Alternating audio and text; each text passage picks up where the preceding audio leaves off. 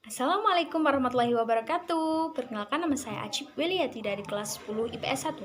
Saya di sini akan menceritakan biografi dari Abdurrahman Wahid. Selamat menyaksikan.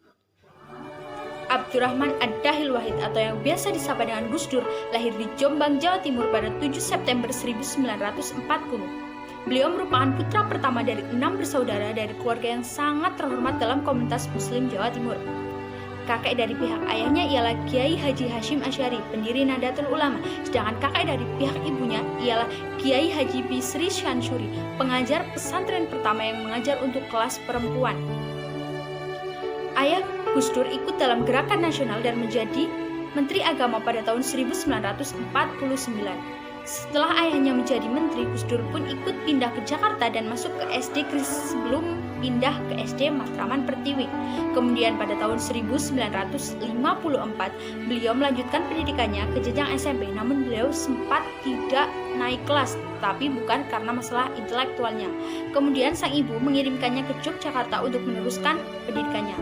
Pada tahun 1957, beliau berhasil lulus dari pendidikan jenjang SMP dan kemudian pindah ke Magelang untuk melanjutkan pendidikan pesantrennya di Tegalrejo.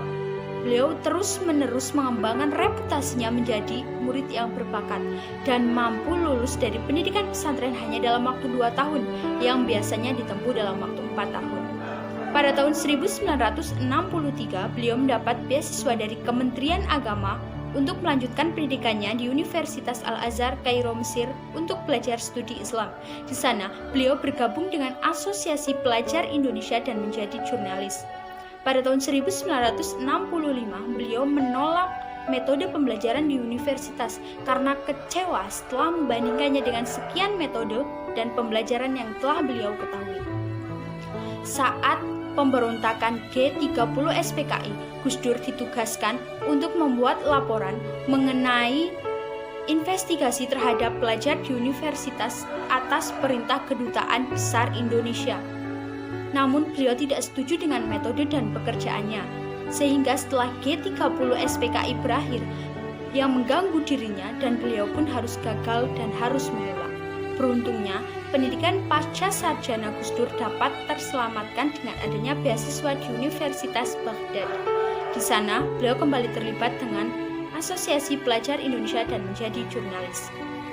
Kemudian, pada tanggal 11 September 1971, beliau menikah dengan Sinta Nuriyah, wanita yang pernah menjadi muridnya.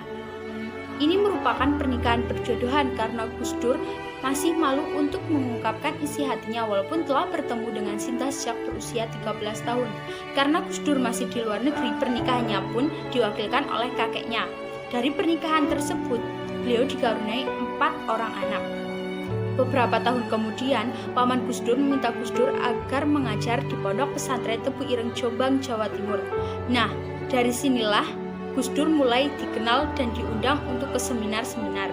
Kemudian beliau pindah ke Ciganjur, Jagakarsa, Jakarta Selatan dan mendirikan pondok pesantren Ciganjur. Beliau juga pernah menjadi ketua Nahdlatul Ulama dan mendirikan Partai Kebangkitan Bangsa sebelum dilantik menjadi presiden. Abdurrahman Wahid menjadi Presiden Republik Indonesia keempat setelah menggantikan B.J. Habibie. Di masa pemerintahannya, beliau melakukan 2 reformasi pemerintahan. Reformasi yang pertama ialah pembubaran Departemen Penerangan, senjata utama rezim Soeharto dalam menguasai media. Reformasi yang kedua ialah pembubaran Departemen Sosial yang korup. Kemudian pada Pilpres 2004, beliau pun pernah mencalonkan diri menjadi kandidat calon presiden, namun karena gagal melewati pemeriksaan medis, pihak KPU menolaknya menjadi kandidat calon presiden. Kemudian pada tanggal 30 Desember 2009, beliau menghembuskan nafas terakhirnya di usia 69 tahun di Rumah Sakit Cipto Mangunkusumo pukul 18.45 waktu Indonesia Barat dikarenakan komplikasi penyakit kronis dan pola makan yang tidak teratur membuat kesehatannya naik turun. Setelah disemayamkan di Rumah Sakit TNI Angkatan Udara, beliau kemudian dimakamkan di area Pondok Pesantren Tebu Ireng, Jombang, Jawa Timur. Kehadiran Abdurrahman Wahid sebagai presiden, sebagai pemuka agama, dan sekaligus sebagai pejuang persamaan hak-hak manusia memberikan angin penyejuk bagi bangsa Indonesia. Karena berkat beliau, hak asasi manusia dapat ditegakkan. Karena berkat beliau, perbedaan karena suku, agama, ras, dan budaya dapat dipersatukan.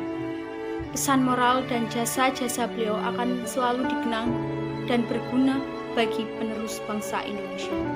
Salah satu dampak yang berpengaruh langsung ialah melalui ucapannya yang berbunyi, "Tidak penting apapun agama dan suku. Jika kamu mampu berbuat baik terhadap semua orang, orang itu tidak akan bertanya apa agama." Terima kasih. Wassalamualaikum warahmatullahi wabarakatuh.